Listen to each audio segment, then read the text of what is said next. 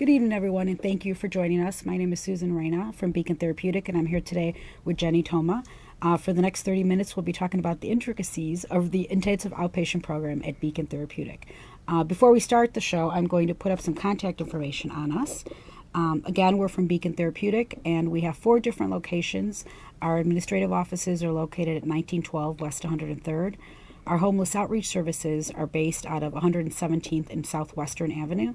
Our high school and junior high school is located in Calumet Park, and our Longwood campus is located on 10650 South Longwood.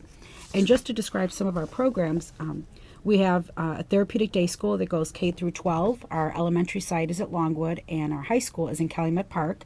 And these are children who require special education services because their local school district is unable to respond to their unique learning needs. We also have a series of homeless programs, really delivering outreach services throughout the city of Chicago, focusing on children and families, all the way from enrolling them into health care through the All Kids program. We also have an early Head Start program, some specialized programs working with young mothers and children, and then a whole myriad of shelter outreach services that are designed to work with the whole family with the intent of getting them housed. And then we have our outpatient programs, our intensive outpatient program that you'll be hearing more about today, as well as a traditional outpatient mental health clinic and a DCFS specific program working with DCFS wards. Today I'm particularly happy because we have Jenny Thoma with us today. She can tell us a little bit about her credentials, but she works in the intensive outpatient program. So welcome, Jenny. Glad to have you here today. And this is a live call-in show, so if you have any questions or comments, please feel free to call. The number is 312-738-1060. And if you don't call, you just get to hear Jenny and I talk the whole time, so you should call. So Jenny, tell me a little bit about your background. What are your credentials? Well, I have my master's in clinical counseling psychology, and I am a QMHP, which is a quality mental health professional in the state of Illinois. And tell me a little bit about how you came to Beacon. I came to Beacon. I actually heard about Beacon through another service in Chicago that I was volunteering for at the time, and they brought Beacon to my attention and said, I think you would be a really good fit here. Knew a couple people that were currently working at the site, so they passed along my resume to them and got hired. And the rest is history. Yeah, right? the rest is history. How long have you been at Beacon now? I have been at Beacon for a little over 2 years. Oh, that's good. And so you work in the intensive outpatient program. Mm-hmm. Tell us a little bit, what is the intensive outpatient program? The intensive outpatient program is a little bit different depending on the ages. I first started off in the Big Intensive Outpatient Program, which deals with children that are more school age, so ages 6 to all the way up through high school, so 17, 18. And they would come after school hours, and they would receive individualized and milieu attention in order to address their more emotional needs and help them develop their social skills with other kids that they go to school with. And then, so that's school age kids. And then there's the Little IOP program. Right. That's 3 to 5 year olds. Correct. And that is what I'm currently doing right now. And they are there throughout the day, so from 9 o'clock in the morning until 2:30 in the afternoon, so it's a full day program. And it's smaller groups, have about 5 children to a milieu. And we work on, in terms of being able to verbalize their wants and needs, being more communicative, learning how to share with peers, and things of that nature. Now, I know, the history of the Little Intensive Outpatient Program really was when we started working with homeless families back in the 90s. We realized that particularly the 3 to 5 year olds weren't in anything. They weren't in Head Start, they weren't in daycare, so we already had an intensive outpatient program, like the school age one that you were describing. So then we modified that one to respond to the needs of the 3 to 5 year olds. But what makes the Little IOP program different than a regular daycare or something like that? I think we have a very large therapeutic piece to our LIOP program.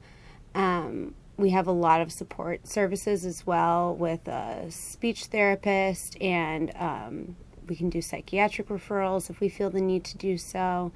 The kids, we have a therapist to each room, and working on, a lot of these kids have a lot of anxiety kind of disorders, so working on regulating their emotions and wants and needs, being able to, say that they're mad when they're mad, because a lot of the times they'll just start crying and not be able to tell us what's wrong.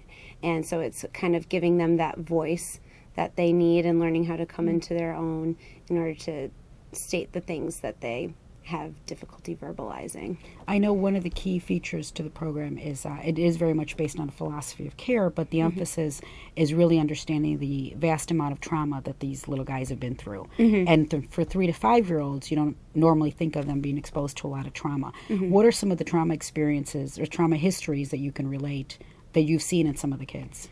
In some of the kids, there's a lot of homelessness that comes with some of our clients. So stable housing is something that's really hard for them. And I see that a lot during nap time. A lot of the kids, well, a few of the kids that I have worked with so far have a hard time going down from naps, and it's because they're so anxious. And I actually had one client say to me last week, Miss Thoma, I'm having a hard time falling asleep. I can't sleep at home. It's too loud. So it's different with each kid. Another thing is what comes with stuff like low income and homelessness is there's a lot of anxiety, I feel, that these kids kind of carry around with them, because sometimes they don't know where they're going to be staying that night or where their next meal is going to be coming from. And I know with a lot of the history also, they've been exposed to domestic violence, community violence. Many times I know some of the moms themselves have their own mental health issues, and that really challenges them to be able to parent the kids as well. So I know historically the kids in our Little IOP program are children who can't participate in regular daycare or can't go to the regular Head Start. And I think, we described your credentials, clearly you're a seasoned clinician, you have this clinical background. So all the staff are clinical staff. I mean, and that's one of the I think the unique features of Little IOP. What is a typical day in a Little IOP, if there is such a thing as a typical day? There is a typical day. We try to keep it as structured as possible for these kids. They really respond well to having a structured schedule.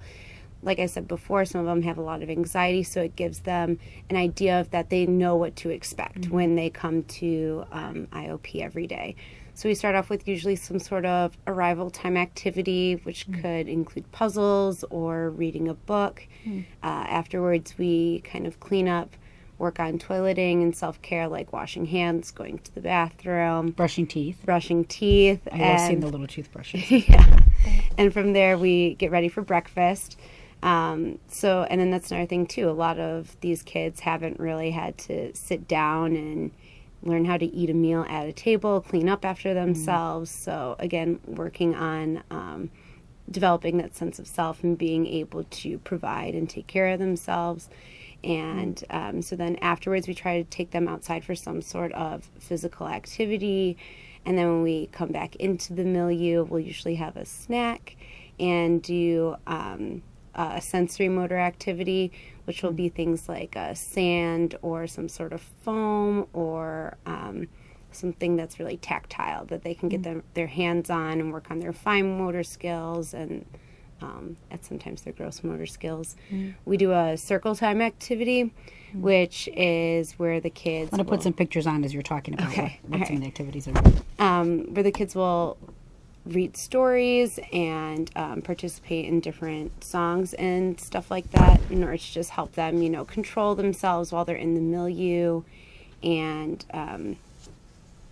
be able to listen and follow directions more appropriately. And at this time, we also sometimes do yoga with the kids. It really helps them in maintaining control of their body, learning how to self-soothe, taking deep breaths, moving their body the way that they're directed to. And afterwards, we usually try to do some sort of art activity, which also works on their fine motor skills and at times their sensory motor skills. We'll change that up by having we have this art paint that has sand in it. So when we do the finger painting, we'll generally have it be something with the sand in it too. So God, I'm getting tired just hearing that. That's a lot of activity. Yeah. And I know there's other supports that come in. There's also a speech and language pathologist that works with the kids, does activities with them. And then we just showed a picture of the psychiatrist coming in as well. Who funds the program? How do the kids become enrolled in the program? We get referrals through additional programs that Beacon offers, one of them being the FACT program. Our homeless services, sometimes they refer clients to us through there, and other times it's just word of mouth, and they've contacted us and talked to our intake coordinator, and that's how they become involved in our program. And then I know the funding comes through Medicaid. So all the children do have a diagnosis. They have some type of diagnosis. And what's the documentation like? How long can the children stay in the program, or how do they eventually graduate? Once they meet the goals on their ITP, which is their individualized treatment plan, or sometimes they age out and are able to go to a normal kindergarten setting, or at times, if they're ready, a normal preschool setting. And then what would you say on average, how long do the kids stay for? It differs with each individual client, but like I know some kids have stayed in the program going on 2 years, and others have been able to transfer to another program within 6 months. And then what type of work is done with the families, with the parents, the mom or the grandma? With what? With the mom or the grandma or whoever. Oh, okay. We have a great family therapist who works in connection with us in the milieu, that goes out to each home of the kids and checks in with the parents to see how they're doing. She'll help them with additional referrals and resources, and make sure that their needs are being met at their home as well as while their kids are at Beacon. What would you say is one of the most, do you have a story that kind of reminds you of why it's so important, the work that you do? Because clearly you're making an impact on these kids' lives. So what keeps you motivated? What are some of the stories that you could tell that helps folks hear really what the kind of work is that you're doing? Well, I've had the privilege to work in both the Big IOP and the Little IOP program. So I've worked with kids as old as 16 to as young as the little ones I have now, which are 3.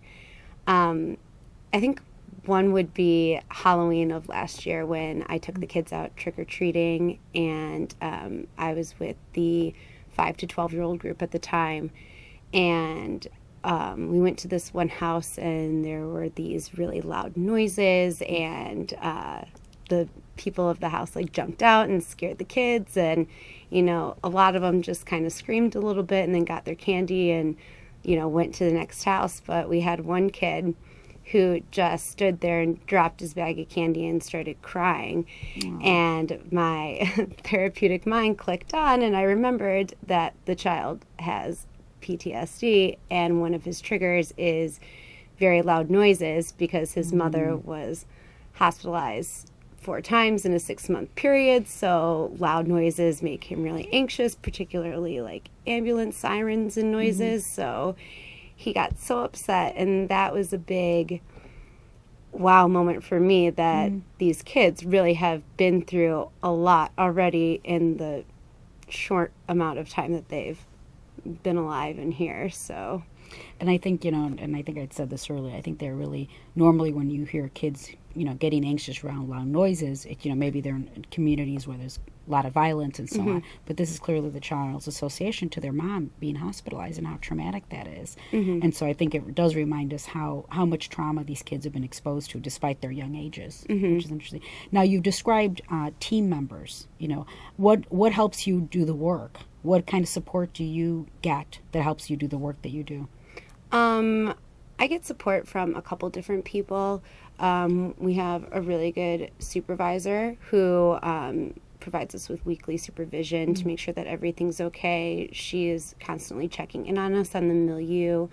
We also have Miss Johnson, who's a great support staff as well, and she's able to provide breaks and relief. And we also have a grandmother system for Little IOP.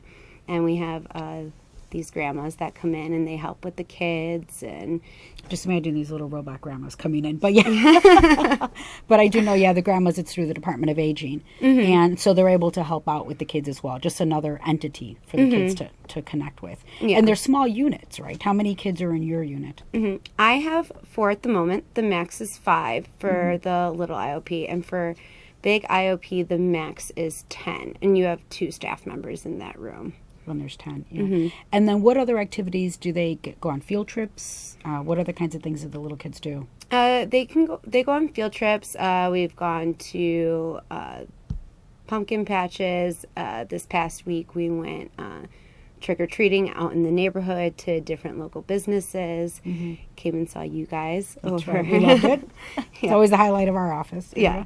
So they're able to do well, and it's nice to see them out in the community and help them practice those kind of skills as well. I'd like to remind everyone, we're from Beacon Therapeutic. My name is Susan Arena, and I'm here today with Jenny Thoma from Beacon.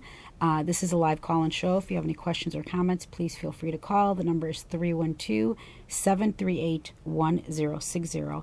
And we're talking about the Little IOP program, which is an intensive outpatient program actually for kids ages 3 through 17, but we're talking specifically right now about the 3 to 5-year-old program. What do you think makes this program unique from other kinds of programs? I'm actually going to put some pictures up as we're talking. I think it's more unique because of the different, I know we talked before about the emotional piece that we have to it, but I think it's also unique because there's just a lot of involvement with the families. We have something called Family Day once a month where the siblings and the parents of the participants come in.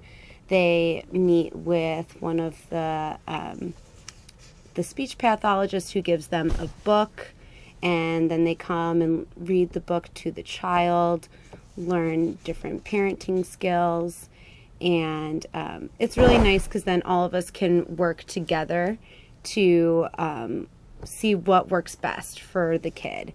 And you can hear them just, the kids are so excited when their parents are there, and they get to do an activity together. We usually try to have some sort of art activity for them to work together with as well. And then we usually have some sort of big lunch for everyone to participate in. And food's, I know, a big thing. So and I know there's also times that because we get some donations, so I know sometimes clothing will be put out and the families can take clothing and those kinds of things. And I know with the holidays coming up, that is something that Santa comes, I think, at the Christmas one, and so that's a really big thing. How do people from the community, how can they help Little IOP? Well, they can help out by attending our Christmas fundraiser, which is coming up in December. I know that that's always a big plus for Beacon every year. Also through donations of any kind. Clothing is a big want and need with this population. It's hard for them to find clothes that properly fit the kids. And, a lot of them are coming from really low income backgrounds. So it's hard. You can't really pick and choose what clothes you get. Whatever you find, you can find and put on the kids. So, well, and I know, with Christmas coming, we are looking for donations for toys and coats and all those kinds of things. Because I know the kids, because of the great location, they're able to go sledding.